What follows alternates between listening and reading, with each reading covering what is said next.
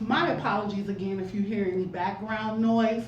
I am recording in my local library because I wanted to give you all an environment that produces success. And what more success than reading? Reading is fundamental, right? Because the information that I'm about to provide will be beneficial to my degree holders and my non-degree holders. That the American dream still exists. It just needs a little tweaking and a little bending, and I'm here to show you how to do that. Is your name a resume eyesore? Now let's talk education. Remove what you received your degree in. Let's talk about references. This tip is all about the way you present longevity. Include all your accolades. My next tip, don't be lazy. Create multiple resumes. The power of AI and ChatGPT. Let's talk about the world of LinkedIn. Yeah, I didn't go looking for them. They came looking for me. And with these tips in place, these companies will come looking for you. Resume gaps.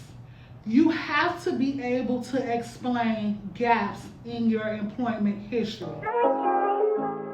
I fell back, I had a baby, no. I did the mother thing, I did the white thing on that. But I think it's quite clear now.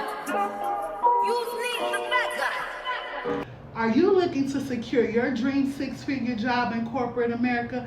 Then this is the video for you. Are you tired of all the videos with the fluff and the smoke only to make you purchase their subscriptions, etc., in order to dive into the real information you want to receive? Then this is the video for you.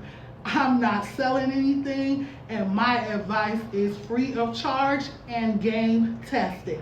I'm Dr. Coco_Curves on all of my social media platforms, and welcome to my 5-part masterclass on securing your six-figure dream job. Now, before we dive into the video, because this information is piping hot, let me just tell you what this video is not. And periodically you're going to see me glance down at my notes just because I don't want to lose focus of all of the information that I want to present with you all that I have tested so I know it works. Now, if you're looking for your next get-rich-quick scheme, your next viral moment, how to become an influencer and give the middle finger to corporate America, which has been basically the headline of every news ad related to careers in 2024, this is not the video for you. But if you still believe in benefits, 401k, company paid insurance, companies who will relocate you to where they want you to work, and the power of stability and having a six-figure income, knowing that it's possible, this is where you need to be. Now, I've heard so many reasons why people haven't secured their six-figure dream job. Everything from it's not accessible to minorities, to it's not accessible where I live, to I don't have the degree, to I don't have the experience. I'm a woman, so it's seen as though I'm not qualified for these roles. Well, let me tell you a little bit about myself, because I am an African American woman, a dual minority, who has earned a six-figure income for the last 4 years, and prior to having a six-figure income was producing an income in the upper double digits. And I'm going to give you all of the steps on how I did so. Now, in part 1, it's going to be all about the resume. I'm going to tell you all the tips and tricks I use to build my resume to make it eye candy, not just for your 9-to-5 employers, but for your 9-to-5 employers that are gonna pay the money. Again, I'm Dr. Coco_Curves. I am a 36-year-old African American woman from Chicago, Illinois. I am a mother of one and a wife, and I also am a part-time influencer. Yes, I know, right? I am a content creator as well. Now, my career path is transportation. I've been a transportation project manager going on the last 7 years, and I've worked in transportation for the last 13 and a half years. I have both my master's and my bachelor's degree, but in a field that's completely opposite of the career that I've established, and we'll dive into that a little bit later. But if you don't hold degrees, don't cut the video off yet, because the information that I'm about to provide will be beneficial to my degree holders and my non-degree holders. Following the steps in rebranding my resume has not only allowed me to establish a six-figure work from home income, but it's also allowed me a beautiful home, to be able to pay to put my daughter in private schools, to live in an up-and-coming progressive neighborhood, drive the car of my dreams, and heavily invest in my passion project, which is content creating. Now, that is in no way to brag about the accomplishments, the things that I've been able to achieve over the years, because they did require years of hard work. What that is motivation that I'm trying to provide, so that you know that these things are achievable. These things can be done. That the American dream still exists. It just needs a little tweaking and a little bending, and I'm here to show you how to do that. Now again, this is a 5-part masterclass, and the first masterclass is going to be all about building your resume. Part 2 is going to be about proper utilization of that resume, getting the attention you seek from the jobs and the careers that you know that you're heavily interested in, and the power of headhunters, the power of recruiters. Because I know typically people like to shy away from using recruiters, but there is such a benefit there, and I'm going to tell you all about it in part 2. Part 3 is going to be all about interview prep, everything from the attire down to the speech, down to what questions to ask, and what follow-up you should do post-interview. Because if you're not following up with the interviewer after the interview, then you're already making a huge mistake. But don't worry, I'm going to help you with that. Part 4 is my favorite because it's all about the money. And it's called Closed Mouths Don't Get Fed. One of the biggest issues with going after your dream job is being afraid to speak up for yourself. And after years of being overlooked by companies, after years of getting lowballed by companies, I put a stop to that. And I know my worth, and I demand my work plus some, because I know my potential for future endeavors. Part 5 is another favorite of mine. It's the shining star. Now that you're in the company, how are you going to make an impact? What's going to make you stand out? What's going to be what people know you for? When your coworkers hear your name in meetings or hear you being added to their project, what's the first thing that comes to mind about you? What type of impact are you making? Are you opening doors for others and creating more opportunity, whether it's within your community or former coworkers that you used to have? Are you active in your local DE&I? Are you very progressive within your company? Because every employee has the potential to be a shining star. It's just whether or not you want to be.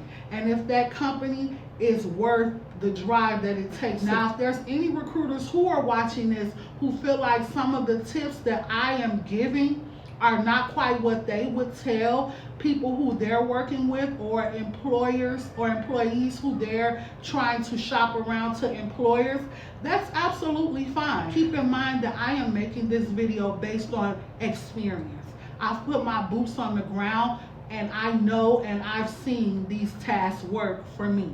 And that's why I'm sharing them with you all. But let's dive in to part 1 of the 5-part masterclass on securing your 6-figure dream job. Now, this first tip, I know it's going to be hard for some of you all to accept, for some of you all to, a lot of you all may even frown upon it. I did too. But when I utilized it, it worked for me.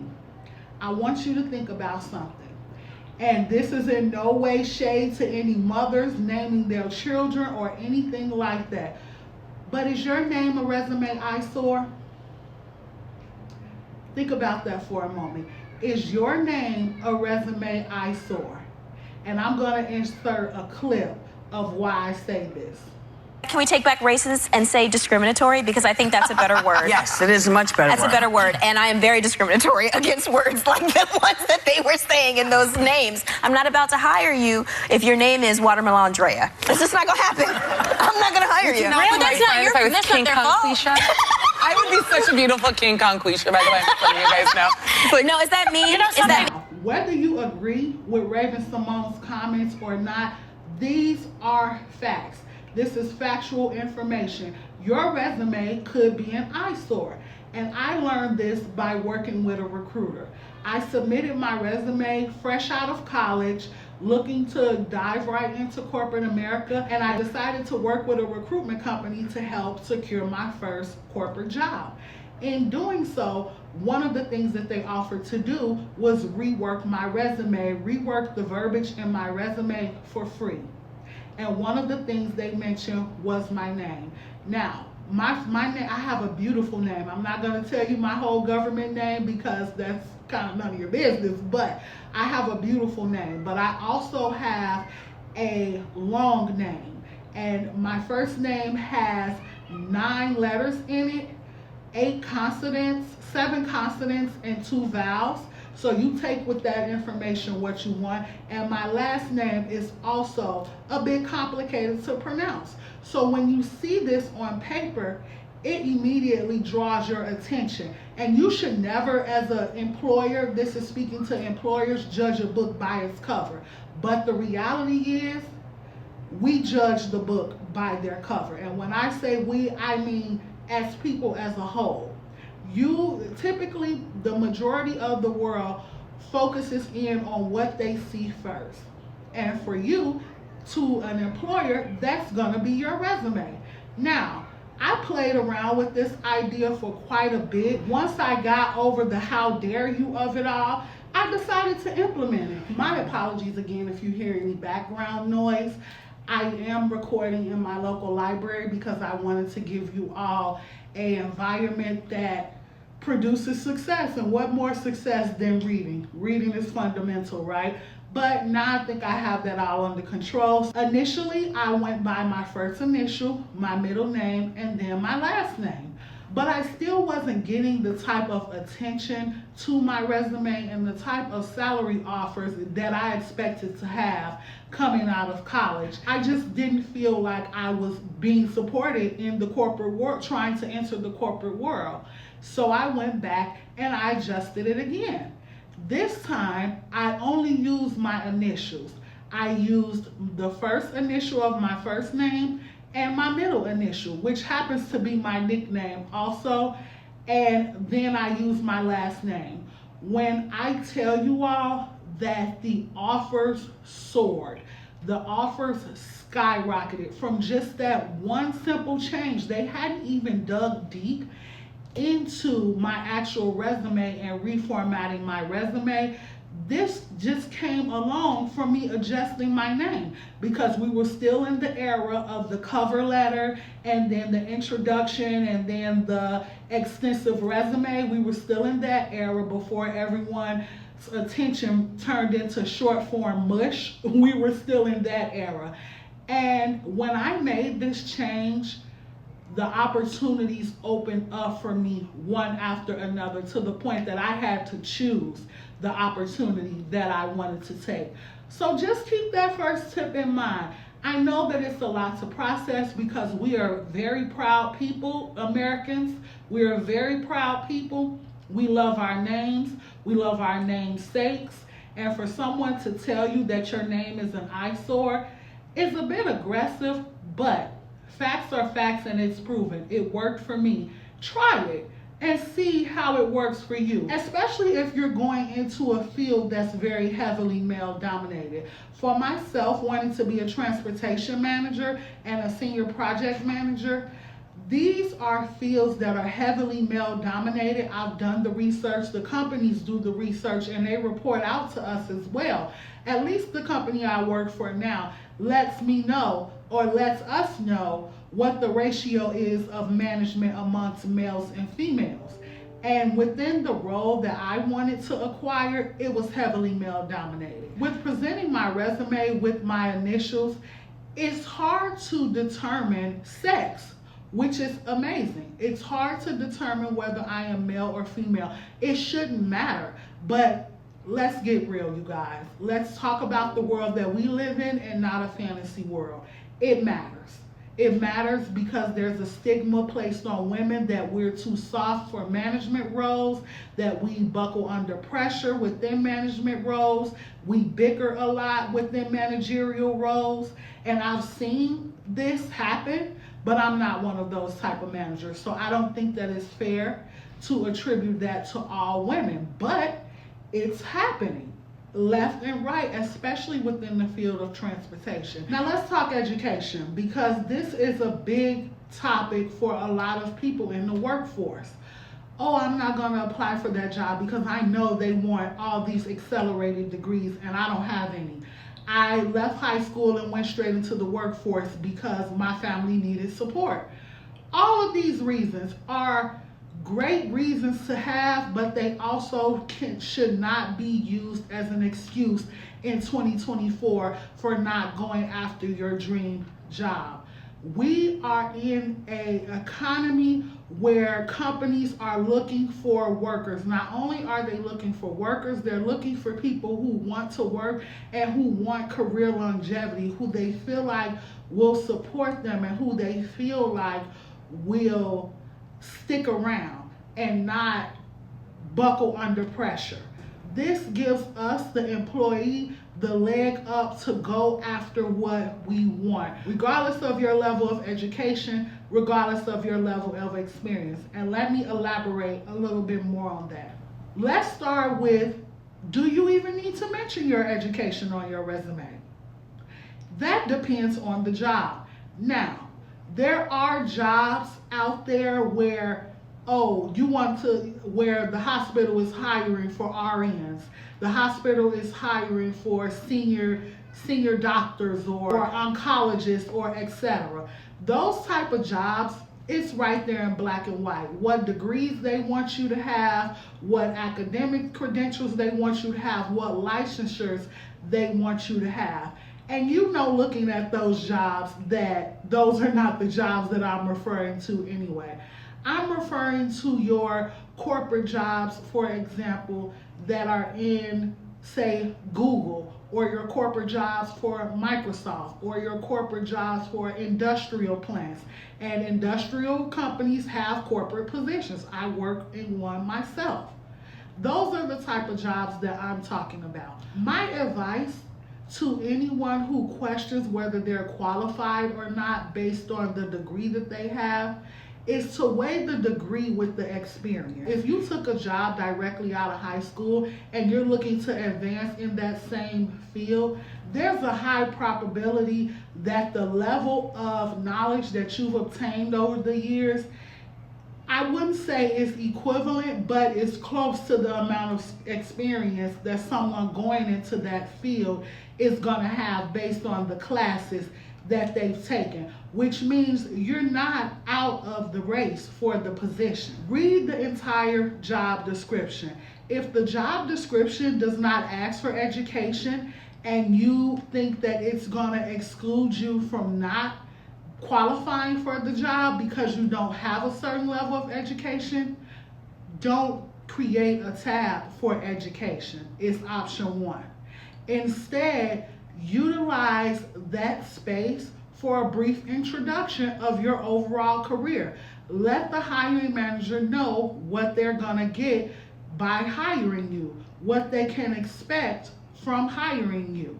Utilize that small area to do so. The age of the cover letter is over. Short attention spans reign supreme.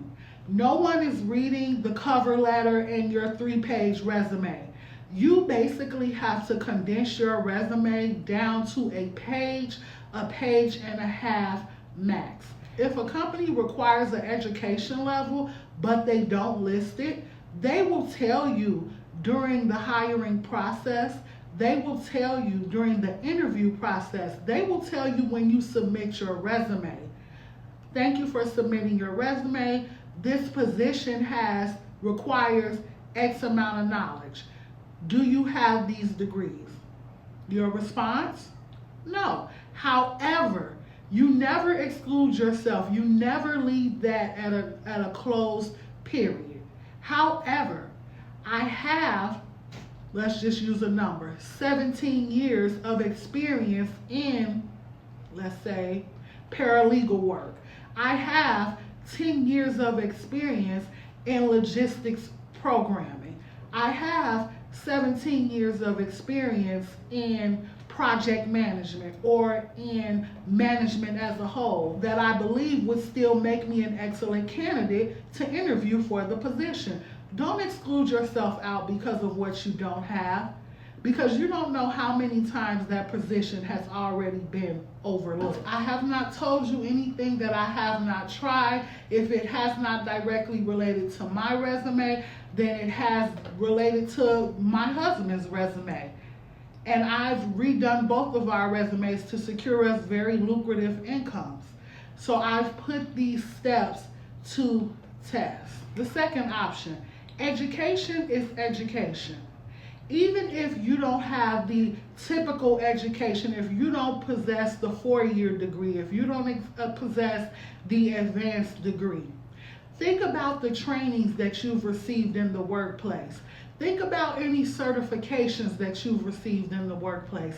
Even McDonald's managers go through McDonald's management training school. That is a form of education. You may not have a degree in industrial technology, but you have training on various industrial machinery. You've been thoroughly trained. You may have even received certification.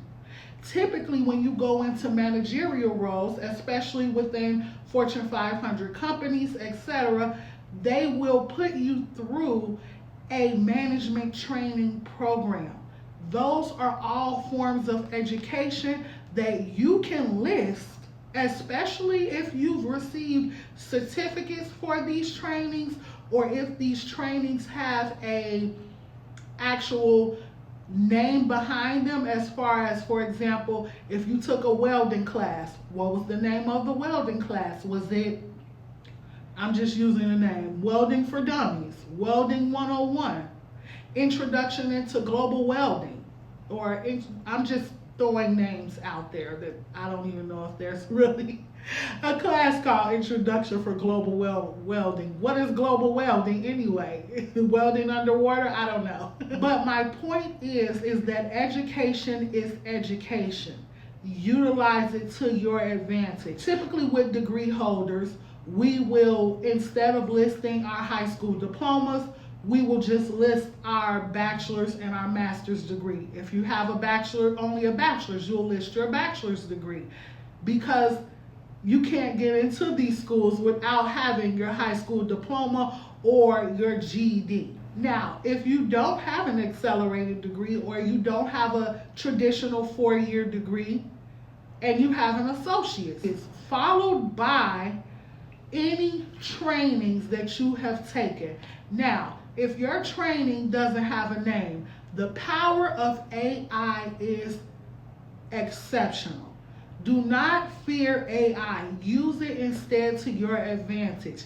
Ask Google's AI tool for names of typical management training programs or management training classes. But again, I have to go back to reading thoroughly the job description. If it doesn't ask for a degree, utilize the education field as a brief summary of your career history. Now, this one is special for my grads who want to start a career in a field that they did not get their degree in. Do not let that deter you. I stumbled into the career that I have today. I went to school and got my bachelor's of arts in psychology. I thought I wanted to help the world, don't we? I went a step further and I got my master's degree as well. Now, even while you're in school, bills don't stop happening. I'd become extremely independent, and I didn't want to give that up to continue my education. And I went out and I got a job. The way I got that job was working with recruiters. I applied for a recruitment company who was hiring for a Fortune 500 transportation company, and they were only hiring temp to hire at the time. But I was highly confident in my skill set. Even though I didn't know anything about transportation, I still had a bachelor's degree and was working on a master's, which tells companies that I can be trained to do whatever the role requires. And that's what happened. I was hired out of the temp position and was able to advance my career over a 5-year period. Now, when I applied for that job, I listed on my application my degree fields. And what I learned was that I had stifled myself in doing so. That put me in a pot with other entry-level individuals. But if I wanted to expand and get my resume further out and get into intermediate roles, I just removed my degree focus. I listed that I have a bachelor's of arts, and I listed that I have a master's of arts. I didn't say what degree, what field either of those degrees were in, but I'm able to provide proof that I have them, and that was all it took. Get to a place where you want to expand your search and see what else is out there. You've gained a lot of knowledge in the time that you've been there. You want to see who else can appreciate that and who can offer more money. My tip for degree holders is to remove your focus. Remove your degree's focus. Remove what you received your degree in, unless the job you're trying to get hired for is specific to that degree field. Remove it. Remove it and watch how your resume will flourish, because they have to interview you to know whether or not you're qualified. They're not just going to base it off of the fact that your degree focus is not within the realm of what they're hiring for, because companies do that. You will be excluded before you're included. And so to make sure that you get included, you don't want to overshare. You don't want to overshare. I've experienced a lot of oversharing within my job, my career, and building my resume, and that's really why I want to share this with you. Because you have a degree, that shows that you can retain a certain level of knowledge. We all have to take general rec classes with degrees, so that means that you're knowledgeable. That means you can be taught. So when you get in that company, you will be taught to do the role. Focus your resume on the fact that you have degrees and not on what the degrees are in. Like I told you, my degrees are in psychology and clinical mental health, but I've been in transportation for 13 and a half years. So why am I not helping the world? It's simple. By the time I got my master's, I realized that it was more important to me to get to the bag than it was to help the world. I could help the world in my part-time. I could help the world through my content creation. And I have, or I feel like I have.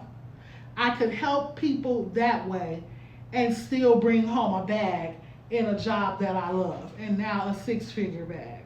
Let's talk about references. Do you think that the current employer that you work for is going to serve as a reference for you for trying to leave the company? Absolutely not.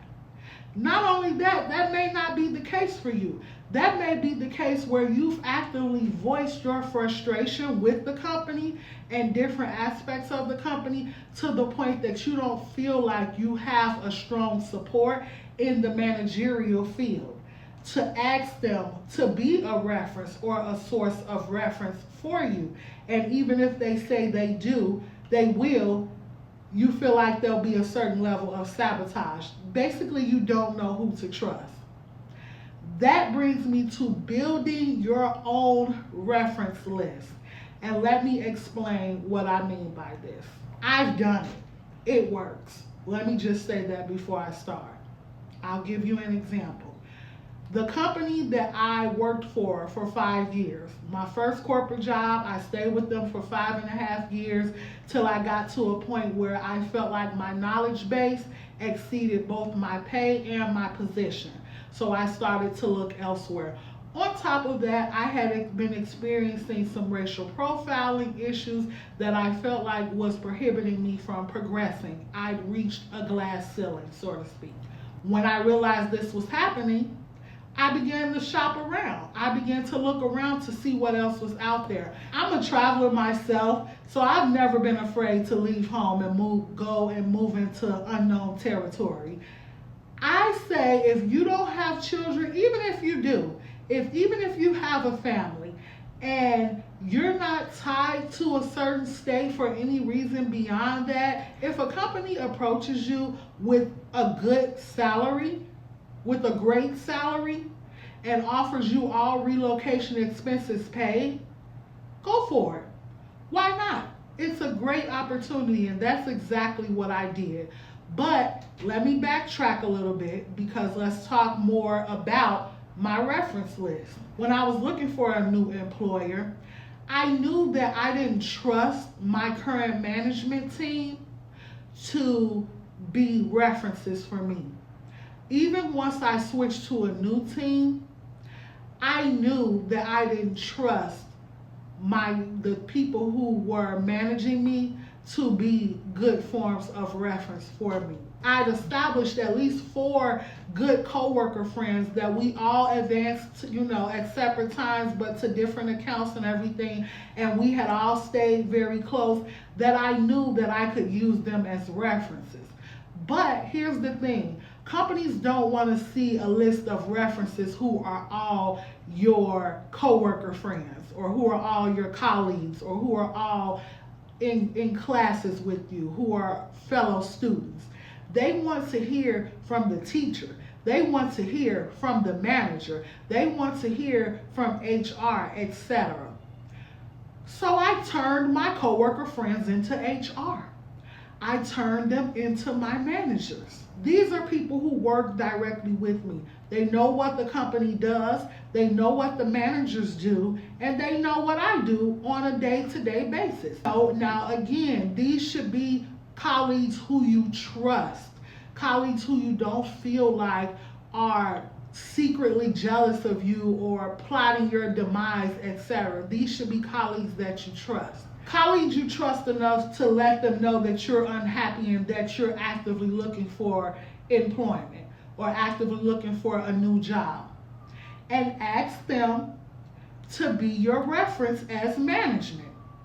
I guarantee you, if you have the rapport that I had with, and you may only have this rapport with 1 or 2 of your colleagues, but 1 or 2 is enough. Typically, you only need 2 former managers to use as a reference. All they have to do is cut off their voicemail for about a week, wait until they get the call for reference, take the call, you know your manager's first and last name, say who they are, and give an excellent reference about you. I've gotten some of the most amazing references from my colleagues acting as managers over the years. It works. No matter how great you feel like you are at a job, that company is not going to want to see you go. That company is not going to want to lose you. So they'll say they'll do it, and then they'll be missing the call, or I didn't get the email, etc. And speaking of email, in 2024, a lot of references are done via email. They don't even make the call. They ask for the email and name of the person.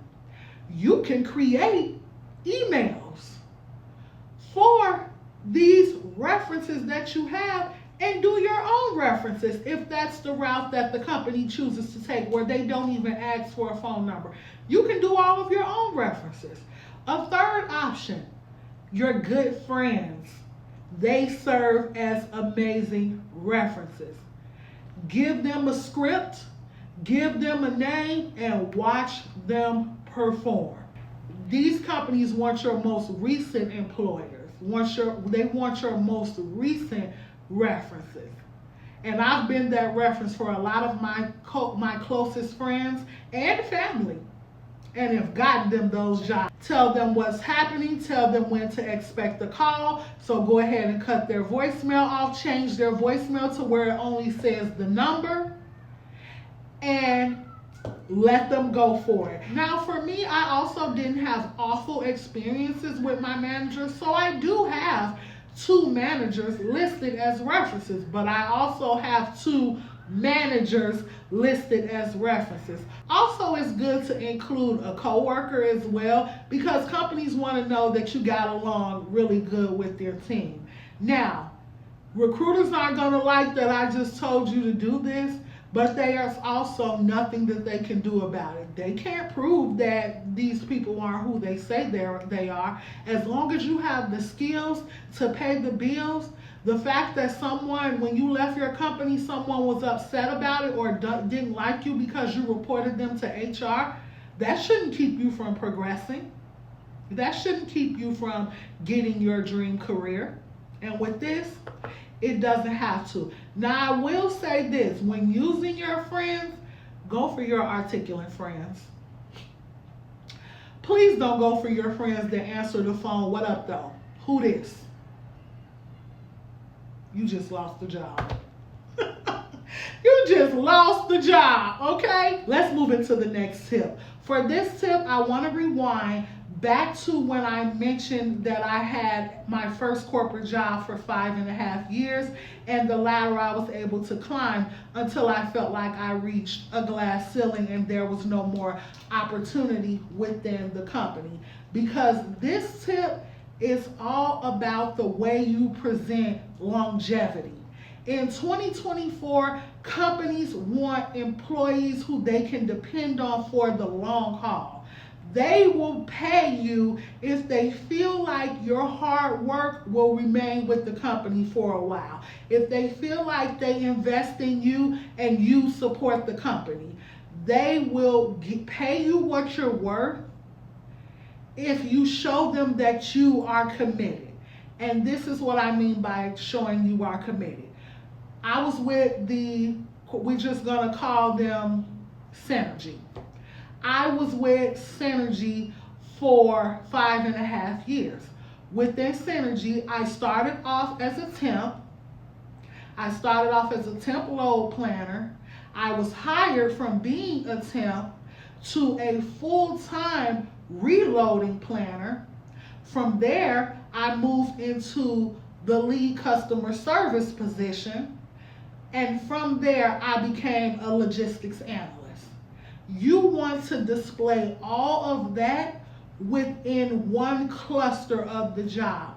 Before I knew how to do that, I was listing the job over and over and over again. There's no room for that in the era of the short form content, okay? You want to cluster that together, and not only does it take up less space clustering, but it shows longevity with that company.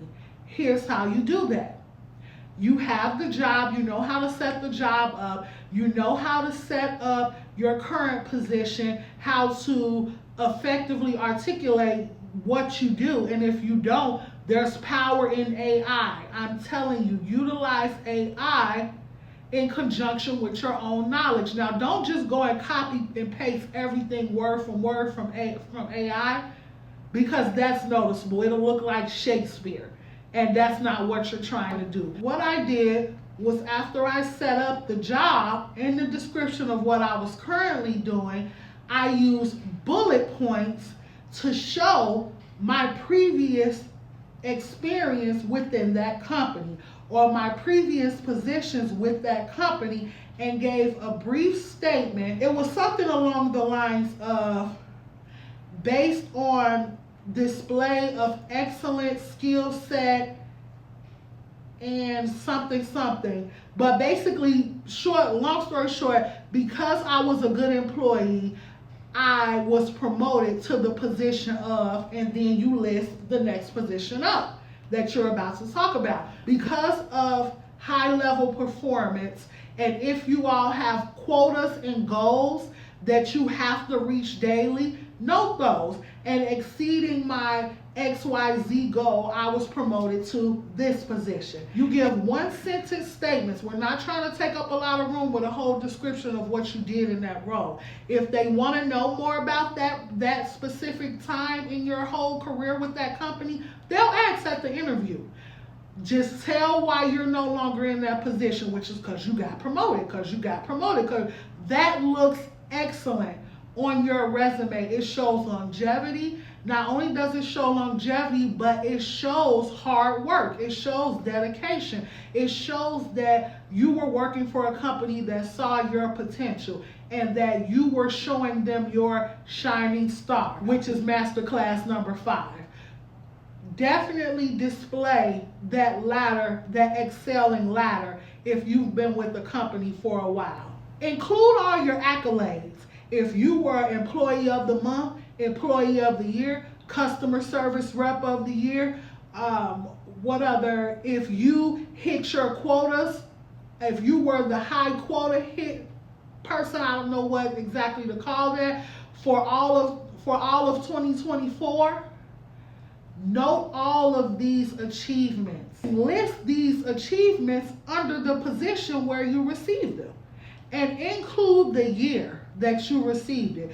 That way they'll see, oh, recently she's been excelling in her career for a long time, or she's continuing to excel in her career. Every achievement is an achievement worth noticing.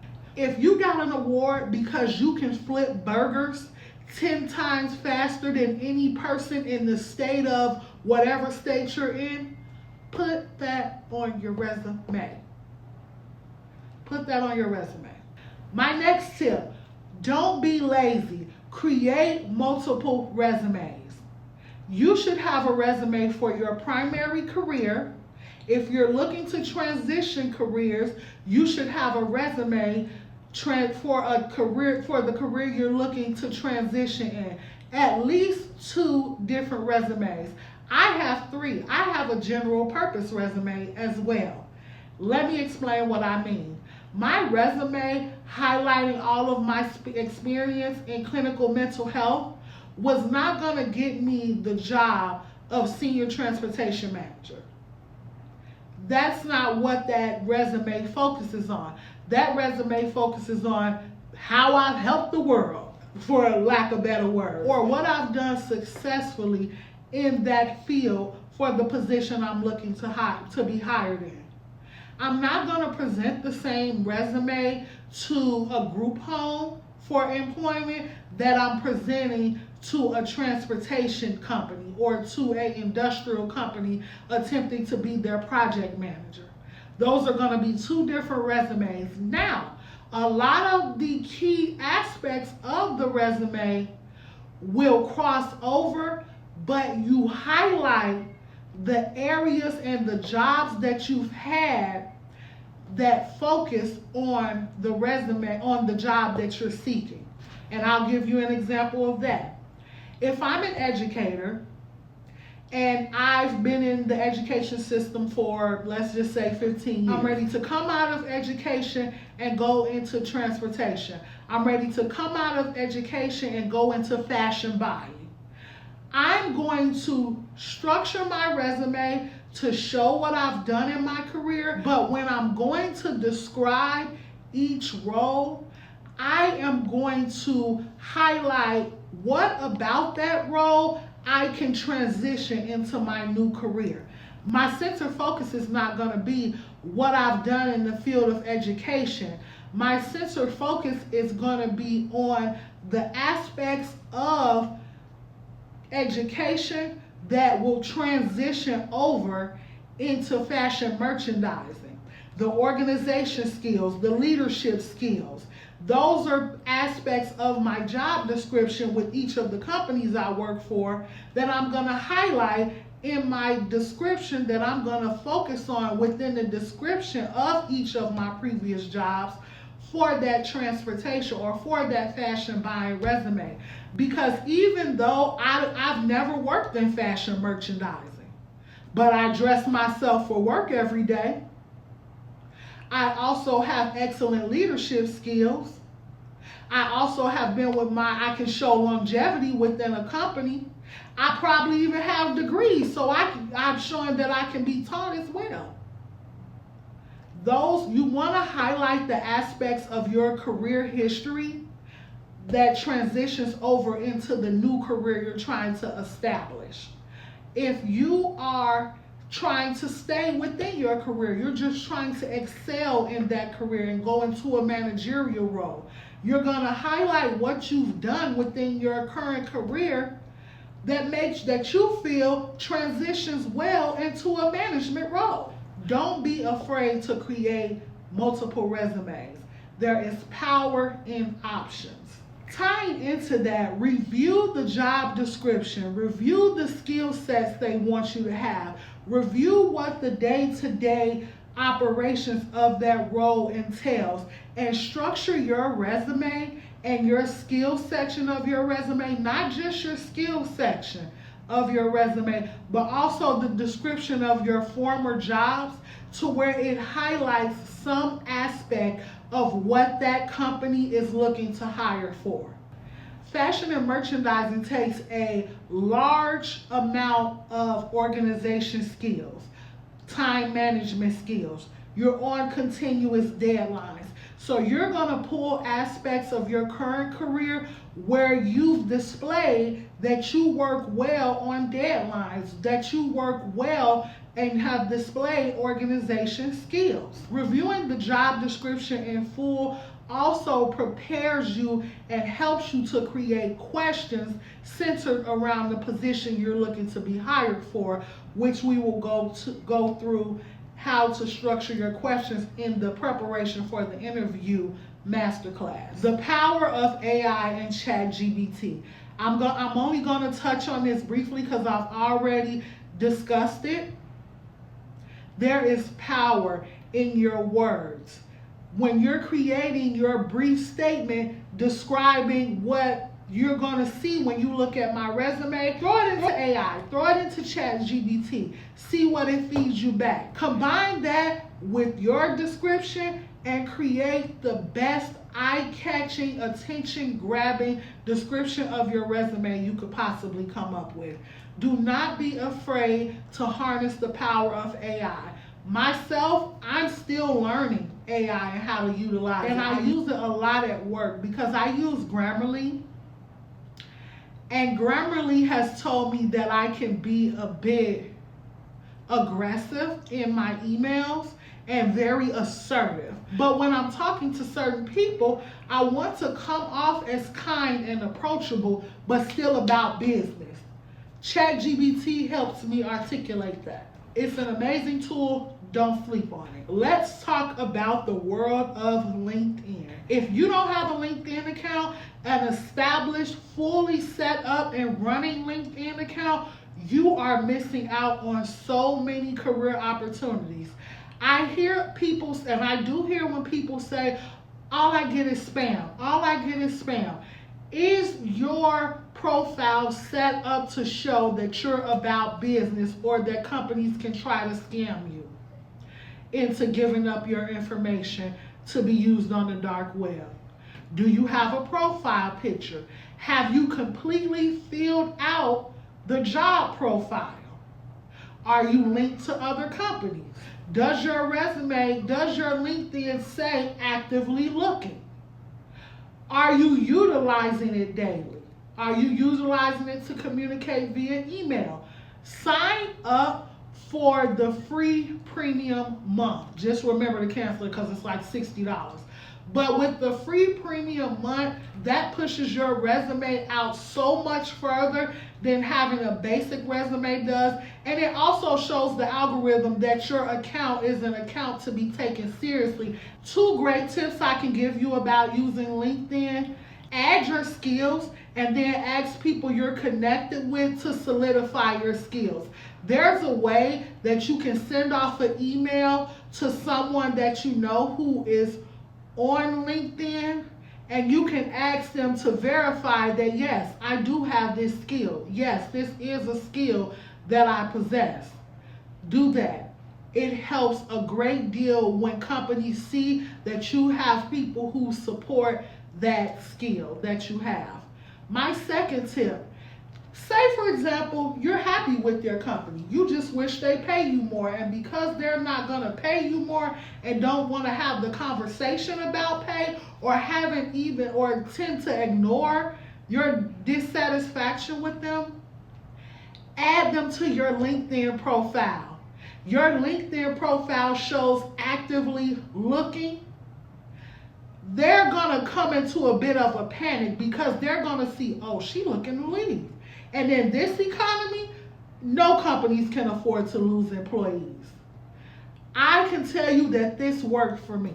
When I was with the company that I was with for 5.5 years, it was a pool of black females, all in entry level, trying to claw. I call us crabs in a barrel. We were crabs in a barrel, all trying to climb our way out. and all continuously being overlooked by Caucasian males. Let's be real here for a minute. This is my story. This is exactly what was happening. When I created my LinkedIn, I tagged them as my current employer because they are a Fortune 500 company. I wanted other companies to see that I work for a big company already, so I have a certain amount of skills. But what that also did was raise the red flag to my company that I was looking. When I tell you within 2 days, I was called into HR and asked what were my issues with my company, why I wanted to leave, what had me actively looking, is there anything that they could do to pull me out of my current search? I told them yes, pay me more and put me in the next position. I've been waiting and applying and I'm overqualified for these roles and I'm constantly being overlooked. I'm very unsatisfied. Within a month, I was moved into the lead customer service position and given $5 in raise. You cannot tell me these tips don't work because I've tried them all and I've given you so many examples of me trying them all. So tag your current employer because closed mouths don't get fed. And we're gonna dive into that. That'll be our 5th and final. And then I have an extra masterclass on the power of manifesting in prayer, but that's for those who are interested in diving into that. But the final of the 5-part will be closed mouths don't get fed, negotiating your 6-figure salary. The final topic I want to touch on in this masterclass is resume gaps. You have to be able to explain gaps in your employment history. Companies notice that, especially in 2024, when companies are actively seeking employees who are going to be there for the long haul, who they feel like that if they invest in, they'll see the fruits of their investment. And unfortunately, companies don't want to hear your sob story.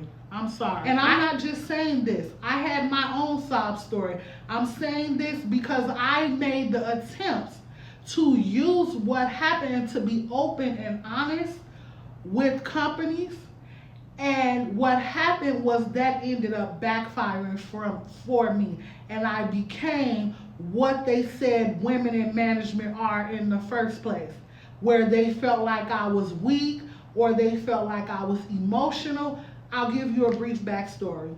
I had my daughter in 2019. We went into COVID in 2020. During the entire stint of COVID from 2020 to 2022, I was going through severe postpartum depression. So I didn't go back to work. I stayed home full time and cared for my daughter. One, because she was small, we were going through a pandemic, but also because mentally I was lost. I was lost. And when I decided to go back into the workforce and explaining that in my employment gap, got me the type of jobs I hadn't seen in years, the type of salary offers, and not even salary offers, hourly offers that I hadn't seen in years. So I'm going to give you a brief 2 quick tips for explaining resume gaps. Number 1, education. Especially if you're someone who has a GED or a high school diploma, use education, furthering your education to explain career gaps. And when asked why you discontinue furthering your education, you can say, no, I'm still continuing to further my education, but I also have bills. I also am an adult who has responsibilities. Or you can absolutely say, when asked, why did you discontinue your education? Because you needed to rejoin the workforce. Because responsibilities led you to the need to rejoin the workforce so you can return to receiving 401k, benefits, etc. Option 2, freelance. And this is the option that I utilized. Because technically, I was freelance because I was taking on contracted jobs when I decided to go back in the workforce, but not as a choice because no one was hiring me based on my reason for my career gap. So I said that I freelanced. I was a freelance project manager who worked various contracts with various companies. I even gave a description of the projects that I was doing. I'll give you an example. As a project manager, I didn't use this example, but it's a good one. I became project manager for Sears Corporate. They were looking to revamp their home and gardening departments within their stores, and they needed for someone to take on the project management piece of implementing that. You became a freelance welder, and you give examples of employers that have hired you to work freelance. Now, with freelance, here's the thing, and here it's a good thing actually. Because you're under contract, you can just say, because I was under contract, I'm not at liberty to discuss the company names that I was doing freelance work for. But I have an extensive reference list that should suffice without the fact of me going into detail on who these companies actually were. That's it. That's all you gotta say. One more reason. COVID. Use Panorama to your advantage. I know it's not Panorama. Use the pandemic to your advantage. You were laid off due to COVID, and because what you do was not deemed essential, you were on unemployment, or you were furloughed by a company who, after the pandemic, did not have the funds to rehire you, and that's why you're back in the market looking for employment. I know these work because I've used them. I'm just giving you different options on what works. Well, everyone, I think that about sums up all of the tips that I have for creating your resume. I hope that you found this video very beneficial. I hope I was able to keep your attention long enough for you to receive the message. And I hope that it inspires you to get out there, revamp your resume, because there are jobs out there. Not just jobs, there are career opportunities out there. Not just career opportunities, there are six-figure career opportunities, whether it's work from home like myself or going into the office. Some people prefer to go into the office. They like being able to get out the house. Me, myself, I have a toddler. Working from home and being a content creator as well, being accessible to my toddler in that way was just better for me. And I negotiated that too. I'm on what's called a work smart model. And a work smart model is basically I go into my office for meetings and trainings. That's it. I work from home. I built an office from home, and I work actively and successfully from home. And if that's the role that you want to go, that there are jobs there for you. LinkedIn, the recruiters who hired me for my company, and it wasn't a contract to hire, it was straight, let's negotiate the salary because we want you and we want you now. The recruiters that found me on LinkedIn, they knew what I was after. They knew how to shop me, and they were actually shocked that I wasn't already taken and were trying to secure the job fast so that I wouldn't find another job. There's power in utilizing that LinkedIn. I didn't go looking for them. They came looking for me. And with these tips in place, these companies will come looking for you. Again, I'm Dr. Coco_Curse, and I hope that you all will check out my other content as well. I will try to do each masterclass once a month, depending on the type of traction that this masterclass gets. These are tips and tricks that you utilize. Comment down below. Or comment down below and tell me you made it to the end of the video and what was your favorite tip throughout the whole video, and leave me a little heart to show me that you made it to the end. I will see you in masterclass number 2, where we talk all about marketing your resume and the power of recruiters and I feel back, I had a baby. No, I did the mother thing, I did the white thing on that.